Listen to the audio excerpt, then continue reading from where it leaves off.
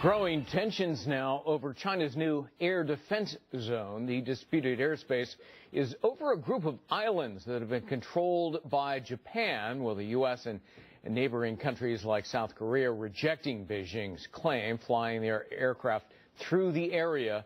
The U.S. and Japan also holding their regular joint naval exercise near the islands, but now the State Department is advising U.S. air carriers to comply with China's demand. This, as Vice President Joe Biden is set to visit the region next week.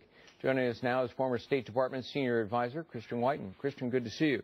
Is this the Commander-in-Chief telling, armed forces to essentially stand down after controlling this area in the South and East China Seas for decades? Right, it's a bad precedent. You have China in an airspace grab that's basically, a step ahead of a land grab, trying to grab the Senkakus, which have been under, as you point out, Allied control since World War II. Japanese carriers have said they're not going to play ball with Beijing on this. Unfortunately, U.S. carriers now have been told, U.S. airlines have been told they have to do what the Chinese want, which is a terrible signal. It's another instance of ally betrayal by this administration. Is it your interpretation that China sees Obama as weak and they've got 3 years, to accomplish something? Right. Asia policy doesn't exist in a vacuum. What happens elsewhere in the world is seen in Asia. In China, Beijing can take a look at what just happened with Iran, for example, where the administration paid $8 billion in exchange for meaningless promises from Iran to halt or to its nuclear program.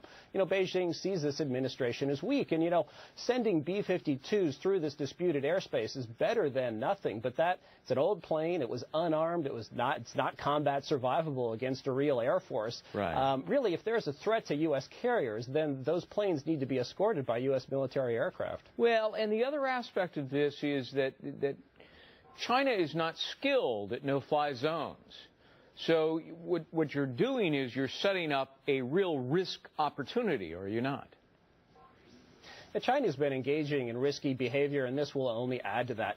They've picked fights with literally all of their maritime neighbors, including also India as well, a land neighbor. Border disputes with every single one of them. They're pushing the periphery in cyberspace against us, and this is on top of all of their theft of intellectual property and defense secrets. So this is a belligerent nation undergoing a bit of a leadership transition, still on the tail end of that. And all of this reckless behavior could, frankly, lead to something very unpleasant. All right. Christian Whiton, good to see you. Christian, thanks very much. Thanks, Greg.